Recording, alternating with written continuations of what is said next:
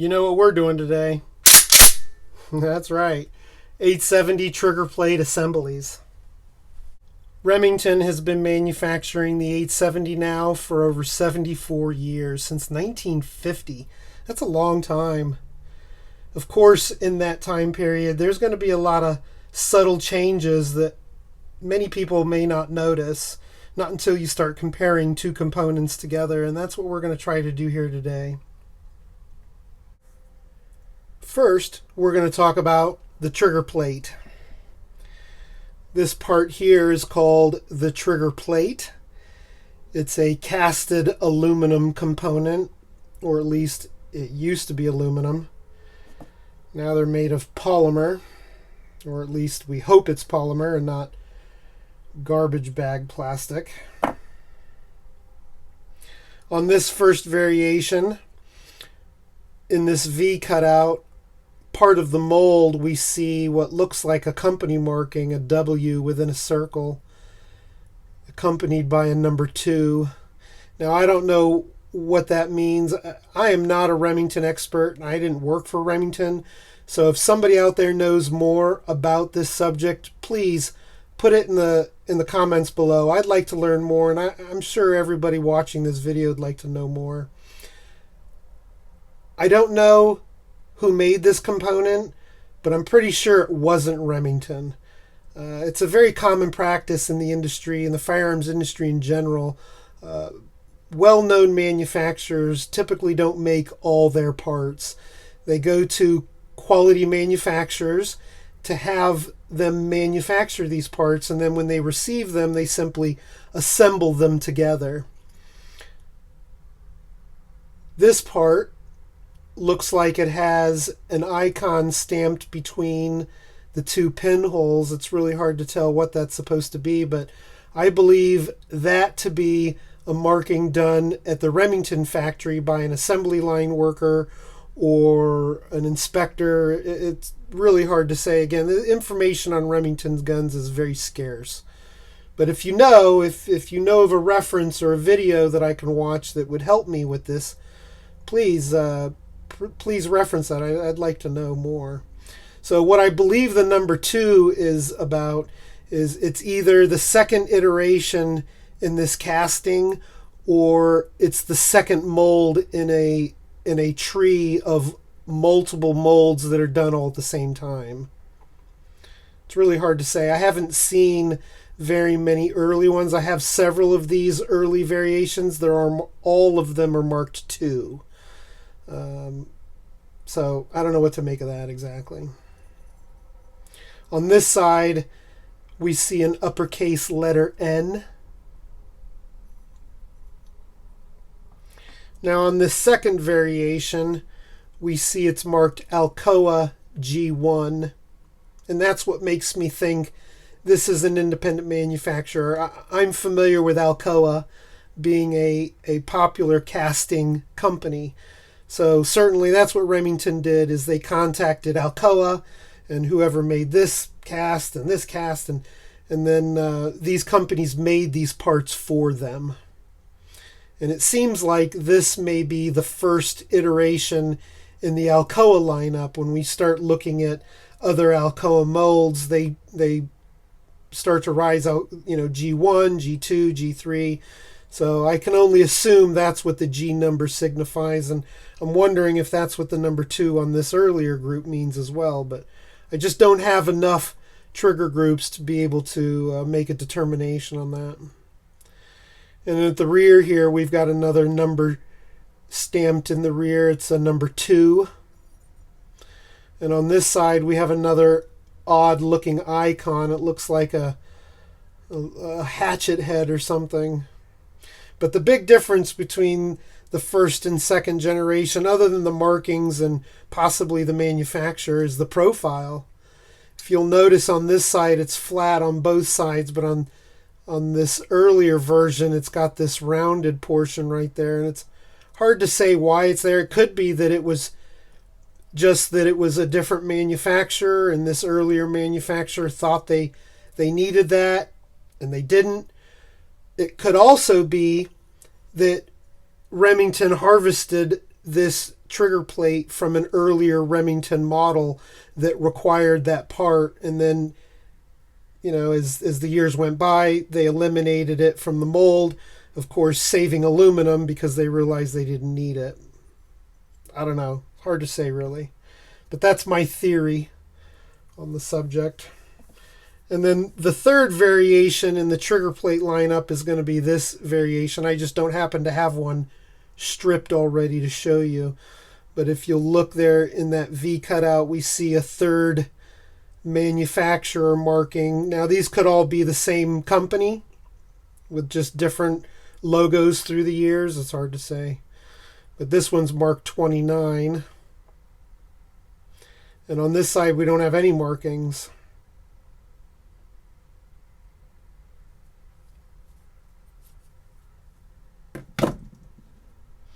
And then this fourth variation of the trigger plate is the polymer version.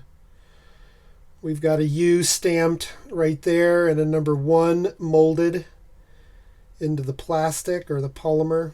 And on this side, we see a coating system that's very familiar with other plastic products that aren't necessarily firearm related. I see that marking on a lot of plastic products.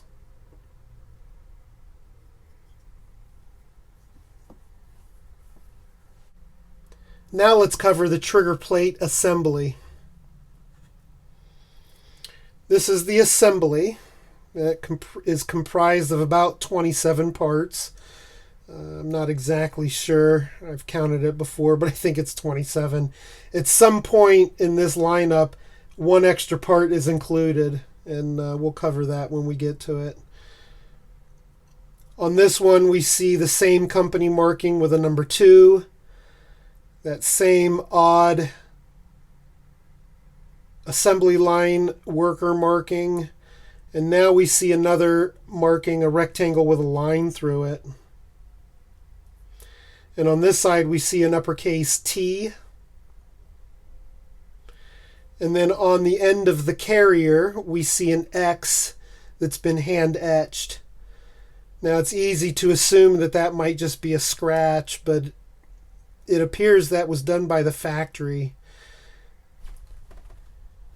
A lot of people were involved in the manufacturing of this assembly. Now on this assembly, we see the same company marking with the same number 2, the same icon as before. We don't see the rectangle though. We do see a letter B on the carrier dog, and our earlier assembly here also has that letter B. I just forgot to mention it. And then on this side, we also see an uppercase letter T. But at the end of the carrier, we see the letter X is now stamped in. Now, this is a hardened piece of steel. I highly doubt an end user purchased this gun and then took it apart and stamped it with a letter X. The letter X has been used before to signify 12 gauge, so I'm going to assume that's probably what that means. These carriers are specific to caliber, so that's probably what they were doing, was marking the carrier with the caliber. Now, what's special about these first 2 assemblies that we don't know about all these other assemblies is we know the serial numbers to these first 2. This first one, the receiver serial number is 8457V, and this one is 16019V. Now what does that tell us? Well, it doesn't tell us the manufacturing date because we need the barrel code to really solidify that manufacturing date. But those receiver serial numbers tell us that it's probably the first or early second year production for the 870. This third variation is marked Alcoa G1, which is the same as this second variation here. And we also have a number 2 stamped in the trigger plate. And on this side, we see the same hatchet icon that we see on the second one. So what does that tell us? These two trigger plate assemblies were made at the same time and assembled at one time. These two trigger plates were assembled, and now they're not. But these two were assembled at the same time and probably by the same workers. These three here were also manufactured at the same time, probably by the same people. And we know that because of these markings here. But the big difference between this third variation and the second variation, other than the plate itself, is the carrier. If you'll notice, there's no longer an X stamped in it, but it's also the profile of the carrier. You know, of course, this is where you're pushing in your cartridges to load the magazine. So they relieved the end of the carrier a lot more, but the end of the carrier also has a different, you know, this round convex shape is gone. And the other subtle difference, which isn't noticeable right off the bat, is the sear. This sear was beveled on the top corners, probably because they thought they needed to clearance that part. And when they realized the sear is not engaging anything, you know, time is money. So whatever you can eliminate from this process that doesn't matter is going to save you time and money. Now, if you'll notice, the assembly or the trigger plate, that this part is flat and that one's not, it just doesn't serve any purpose. So it's hard to say what that was there for.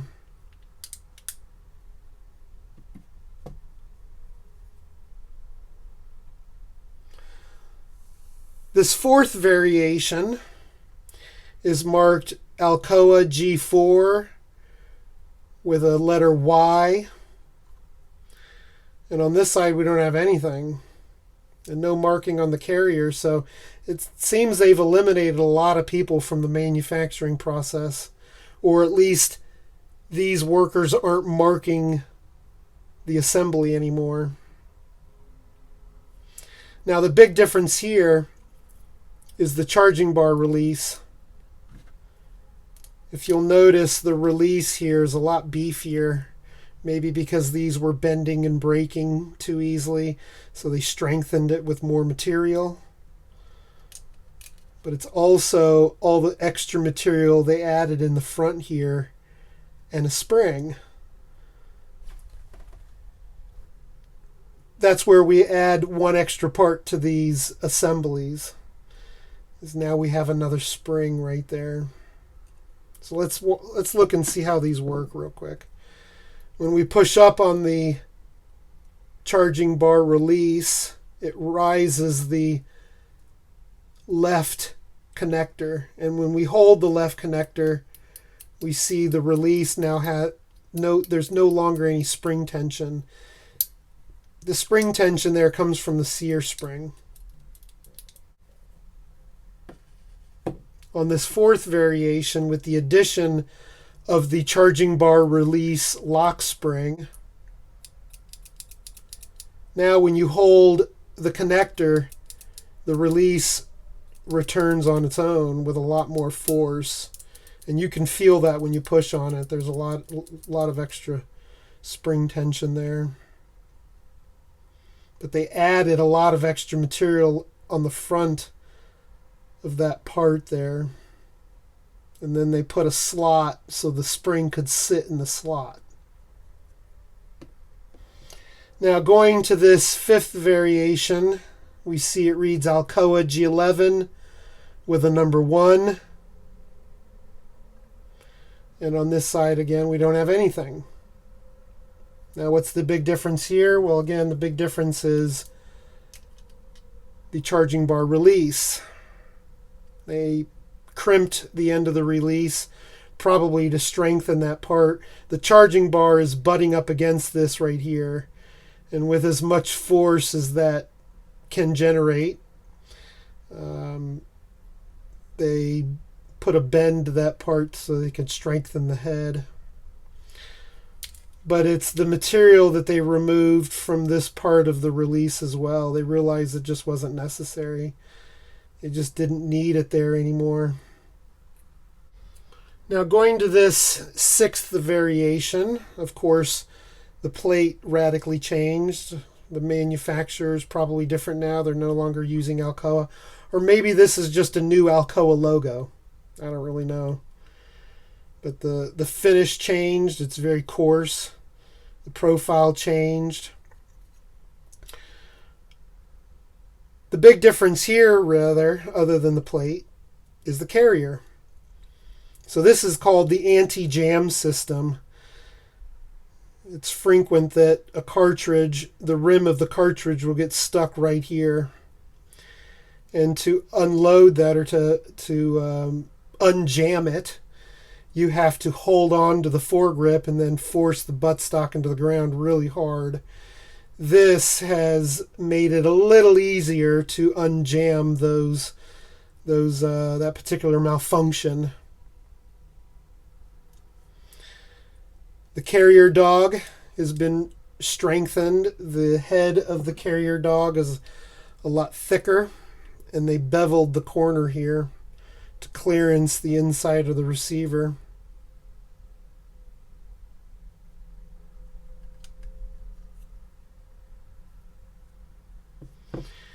And the other difference is the left connector. If you'll notice, they put a little nub on the bottom of the connector so that it can only go so far down. Like that was necessary, but I don't know, extra safety, I guess. And then this last variation is just a polymer trigger housing.